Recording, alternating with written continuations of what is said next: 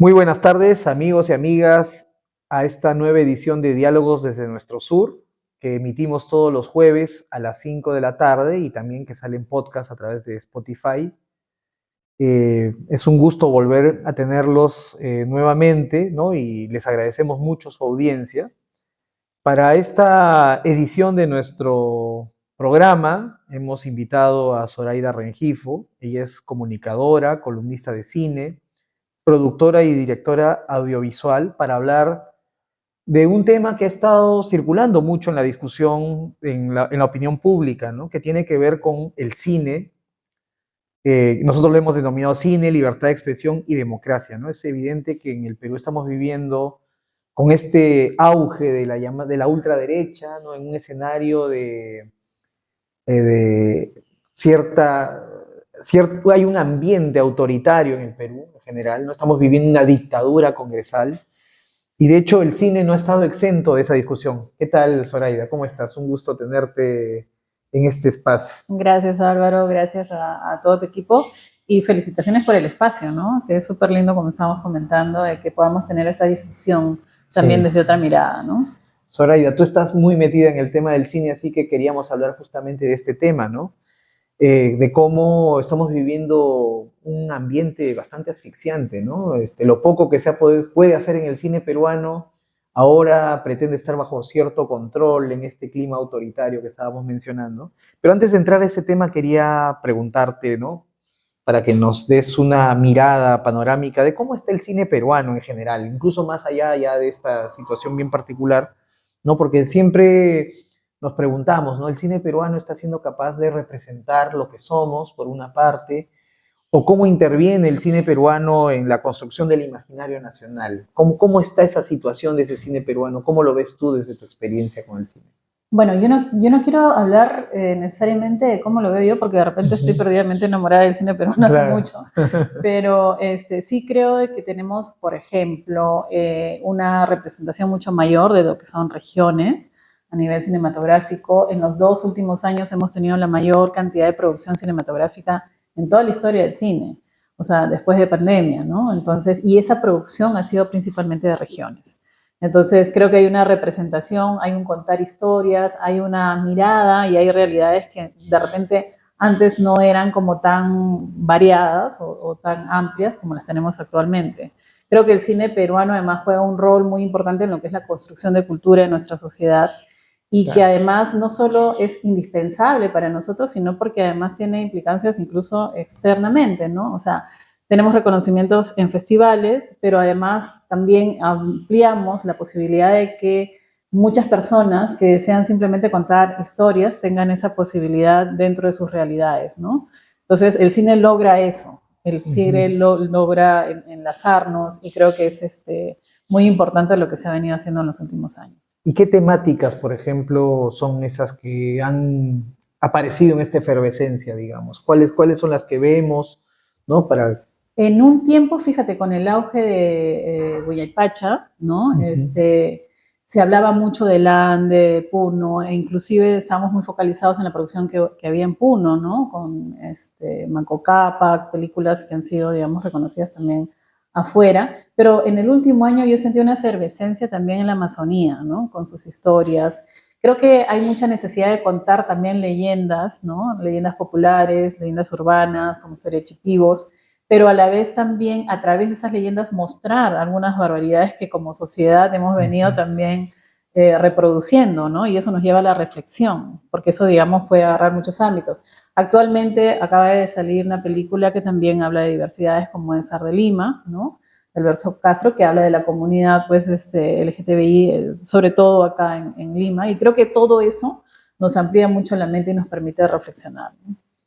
Mira tú, o sea, realmente alentador lo que dices, porque nos muestra pues que en realidad en el Perú aún a contracorriente seguimos haciendo cosas y es bueno saber que nos estamos representando, ¿no? Más allá de saber, por supuesto, también que obviamente el clima de polarización que ha vivido el país también afecta al cine y hay una disputa por lo que estamos representando, lo que estamos imaginando, las voces a las que le estamos dando lugar, ¿no? Y de hecho, de eso quería hablarte, ¿no? En este segundo momento, digamos. vemos a un sector de la ultraderecha concretamente, porque es un sector político, hay que decirlo claramente, que está buscando desmontar esto que tú estás mencionando, ¿no? Este auge, este interesante proceso que se ha venido dando en el cine peruano, ¿no? Y con todo lo que eso significa para nosotros. En un contexto, además, es difícil construir públicos, ¿no? Las salas no facilitan la visualización de las películas, y encima estamos viviendo este ataque, ¿no? ¿Cómo han visto ustedes, cómo has visto tú este escenario, este contexto, ¿no? En efecto, y lo que mencionas, creo que después también lo podemos comentar un poco, que la ley que todavía es vigente, ¿no? Tampoco estaba, digamos, contemplando una cuota de pantalla, que eso, digamos, que lo tienen otras cinematografías y legislaciones en el mundo, ¿no? Pero a pesar de eso sí había un sistema de estímulos, o existe todavía, que propiciaba el hecho de que se pueda producir cine, ¿no? Pero con respecto a esta arremetida, en realidad tiene que ver para mí con un ejercicio de memoria, ¿no? Porque empezó un poco con el tema de la película de Hugo Blanco, ¿no? O sea, cuando sale este documental y entonces inmediatamente algunos congresistas de derecha dicen, pero ¿cómo es posible que el Estado financia a un rojo terruco, ¿no? Porque no, o sea, no están contemplando que es parte de nuestra historia, ¿no? Entonces, desde ahí ya se forma justamente el colectivo en defensa del cine peruano, porque ya veíamos que se venía todo lo que ahorita estamos viviendo, ¿no? Que era justo una necesidad de la derecha de generar censura, encontrar canales, ¿no? Sobre todo con el apoyo del Congreso, para poder censurar el contenido de lo que se estaba produciendo. Entonces, de hecho, es una arremetida política, o sea, no es pues de que si el cine produce o no. Si nosotros vemos al cine nacional de autor como un negocio, jamás lo ha sido. O sea, no es que ahorita no lo sea, jamás lo ha sido. El negocio está en las películas mainstream, que también tenemos en Perú, ¿no? Las películas ya fabricadas bajo otros conceptos de entretenimiento, distracción, de evasión, que no son pues las películas que son, digamos, galardonadas en los festivales de cine internacional, ni que son las películas que están en disputa, porque finalmente esas películas mainstream no necesitan de los estímulos del Estado, ¿no? Claro. Entonces, digamos que es un problema político porque hay una necesidad de censurar ese tipo de historias y no, digamos, poder hablar, como dices, del conflicto armado interno, que ese es uno de los temas, ¿no? Claro. Pero también se habla, pues, de racismo, también se habla de crímenes contra la mujer, ¿no? De feminicidio, o sea, hay un montón de temas que pueden ser incómodos para ciertos sectores políticos, ¿no? Ahora, digamos, este es un clima también mundial, ¿no? Por un lado, como tú muy bien mencionas, hay una disputa por la mirada, por cómo nos estamos representando, por cómo estamos abordando ciertos problemas, ¿no? Se pareciera que la izquierda fuera especialista además en la producción, digamos, de esto que no es necesariamente lo convencional, pero por otro lado también este enfoque sobre el Estado, ¿no? El Estado no debería intervenir, ¿no? ¿Por qué les vamos a dar a estos dinero?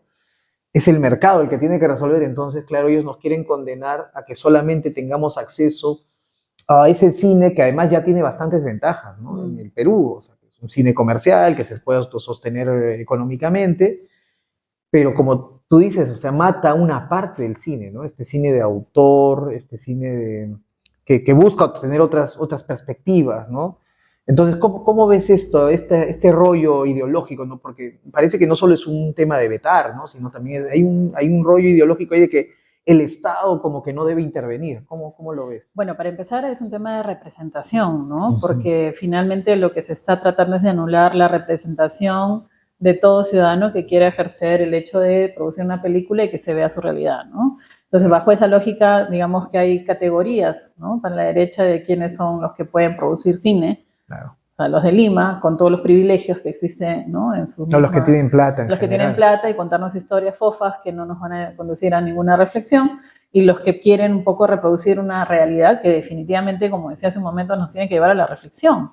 Entonces, eso puede ser como muy amenazante para cierto sector político, ¿no? O sea, de que las personas que tienen evidentemente una condición económica inferior puedan expresar y mostrarnos su realidad, que a veces muchas personas no son conscientes, ¿no? Claro. Entonces, desde ese punto es, creo, una amenaza, como decía hace un rato, el hecho también de hacer un ejercicio de memoria de lo que ha vivido el Perú en todos estos despertares sociales, también puede ser para ellos muy amenazantes el hecho de que tengamos la posibilidad de que como sociedad respondamos a las injusticias, ¿no? Que se viven. Entonces, creo que lo principal es tener entretenida a la población y no generar esa posibilidad de que se despierte frente a todo lo que está pasando actualmente con un Congreso completamente tomado, ¿no? Completamente viciado y con todo el poder prácticamente fáctico que estamos viviendo, ¿no? Claro.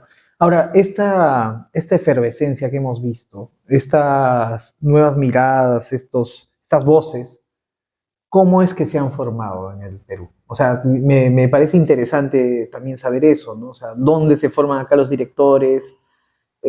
¿Por qué conseguimos este nivel de reconocimiento, ¿no? Que estos sectores obviamente que están en contra del cine peruano, porque es finalmente en lo que están, parecen no entender, ¿no? No reconocer, pero en otros lados se está reconociendo el cine peruano. Entonces, ¿cómo es que se han formado estos directores en un lugar, en un espacio como el peruano donde no hay muchos incentivos, que digamos, ¿no? Para esto. Yo creo que nosotros tenemos como tradición, y eso que no me Ujú, gusta mucho esa palabra, pero como ujú, tradición cinematográfica, mm, referentes muy valiosos, ¿no?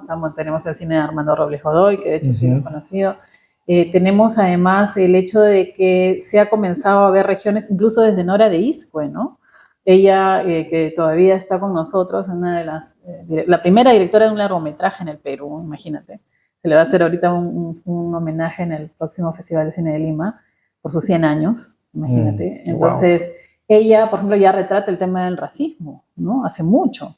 Entonces, y ¿cómo se llama? También retrata la realidad del Cusco. O sea, Ujú, hemos tenido directores, creo, en nuestra historia que sí han tratado de reflejar algo fuera de Lima o que sí han hecho como el Grupo Chasqui de Lima, hablando de la mm, migración, ¿no? ujú. Entonces, creo que tenemos referentes por nuestra propia cinematografía muy interesadas en nuestra realidad.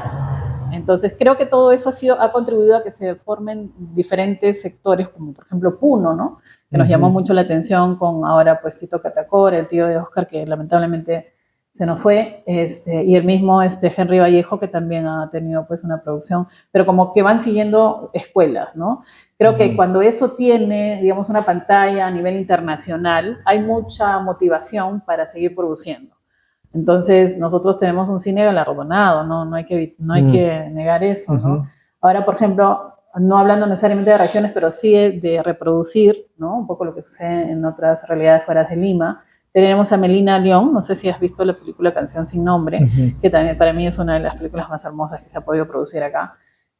También nos habla de esa realidad migrante, ¿no? Entonces creo que siempre estamos apuntando desde el cine nacional a mirar o la migración o mirar lo que sucede fuera de esta órbita de la capital. Entonces, creo que es una tradición que como cine peruano ya tenemos. Y dentro de eso, evidentemente, se tiene que hablar del conflicto armado porque es un hecho histórico que no podemos Claro. negar.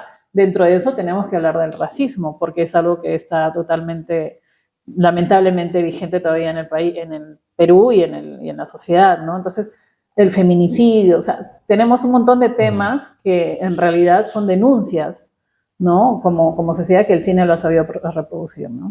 Claro, de hecho, en las regiones probablemente se siente de otra manera lo que vivimos y todavía Ujú. está presente, está vigente, y seguramente por ello también la insistencia, digamos, en estos temas que para alguna gente también ya deberían ser cosas a pasar, Claro. digamos, son como, ya vivimos eso, ya para qué seguimos dándole vueltas al mismo asunto, pero efectivamente son heridas, son temas que están dando vueltas en muchas regiones y que todavía ni siquiera terminan de expresarse Exacto. de la manera más adecuada, ¿no? Y ahora, por ejemplo, que hemos visto esta, estos abusos sexuales con los aguajún, con los niños aguajún, las niñas aguajún, espantoso realmente, ¿no? Y claro, cuando vemos también en nuestro cine cómo se representan estos temas, me imagino que la ultraderecha o estos sectores conservadores quieren como Claro, meter eso debajo de la alfombra, ¿no? Y claro. que no se hable de un Perú, un país de violadores, donde hay institucionalizada la violación Sí. y el racismo, ¿no? Porque eso es Ujú. lo que estamos viendo, ¿no? Y el Y clasismo el y clasismo, 800 discriminaciones hasta por educación, ¿no? claro. Yo siempre hablo de la discriminación también académica, ¿no? Y en el Perú, como en otros países, la educación es un privilegio. Entonces, todavía digamos que tenemos ese tema por resolver, ¿no? Interesante esto que comentas de la tradición, aunque no te guste mucho, pero me parece bien interesante porque claro, el cine además requiere de ciertas destrezas técnicas, ¿no? Y en el Perú no es que haya tampoco demasiados espacios, creo, para eso, dentro de las regiones por lo menos. No conozco yo mucho, ¿no? Que haya, pero sí efectivamente hay una tradición, ¿no? ¿Cómo se forman esas destrezas técnicas, tú crees, ahí en las regiones para poder Yo hacer creo cine? que desde justo que se ha tenido la mirada de incluir más la producción de regiones, ¿no? Ujú, Entonces, de hecho, ya se venían haciendo cosas, como te repito, había este foco de Puno, tenemos este foco de la misma Amazonía, ¿no? Donde incluso ya hay una producción importante en Pucallpa, por esas zonas también se está haciendo bastante producción, pero eso creo que ha estado muy incentivado por el hecho de que la ley vigente todavía hable de esta producción de regiones, ¿no? Entonces, ujú, cuando se ha abierto esta posibilidad es que han comenzado a... Yo conozco, por ejemplo, algunos centros indígenas de cinematografía que se dedican a enseñar a todos los pobladores cómo utilizar una cámara, cómo hacer tu ujú, pequeño cortometraje, ¿no? Entonces, y esos centros indígenas, culturales, también existen pues en Chile y en Argentina, y un ujú, poco que entrelazan también información y trabajos, ¿no? Entonces ya hay como una red, ¿no? Un poco ujú. de cinematográfica, pero bajo esa perspectiva, no la de mainstream, sino más bien de poder producir cosas dentro de sus realidades muy particulares, ¿no? Eso es lo que tenemos un poco. Ujú. Y dime, un poco para tratar de que quienes nos ven entiendan qué es lo que está fraguándose dentro del Congreso o ya está en curso, qué es lo que se está atacando, qué es lo que ellos están buscando, esta arremetida, qué características tiene. Y ya para terminar, desde tu perspectiva, ¿cómo es que debería ser las políticas orientadas a promover este cine, estas miradas diversas? Bueno, lamentablemente se ha aprobado en el Congreso la Ujú, ley anticine, ujú, como le decimos todos los que pertenecemos al colectivo en defensa del cine peruano. Es una ley que en realidad lo que busca es cambiar mucho las reglas del juego. Es una ley que empezó incluso el año pasado con la propuesta de la congresista Tudela y hablaba de ese momento histórico donde surge, ¿no? Este conflicto por el documental de Hugo Blanco, por el documental de Javier Díaz Canseco. Entonces, como que eso la derecha ha tomado y está argumentando que el Estado está financiando películas partidarias militantes de izquierda, ¿no?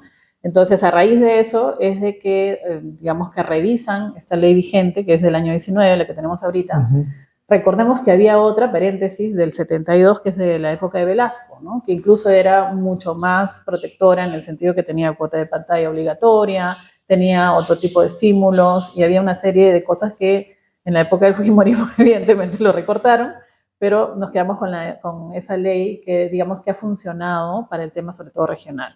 Entonces, esta ley actual que podía dar, por decirte, incentivos en regiones hasta del 100% de estímulos, de acuerdo al caso, ahora se ve recortada. O sea, no es como están diciendo algunos, sino que se da solo el 70, máximo el 70% o 100% para óperas primas en regiones. Quiere decir que alguien que ya ha hecho una película y quiere hacer en regiones no va a tener ese presupuesto y que probablemente ese presupuesto que le daban alcanzaba para hacer toda su película.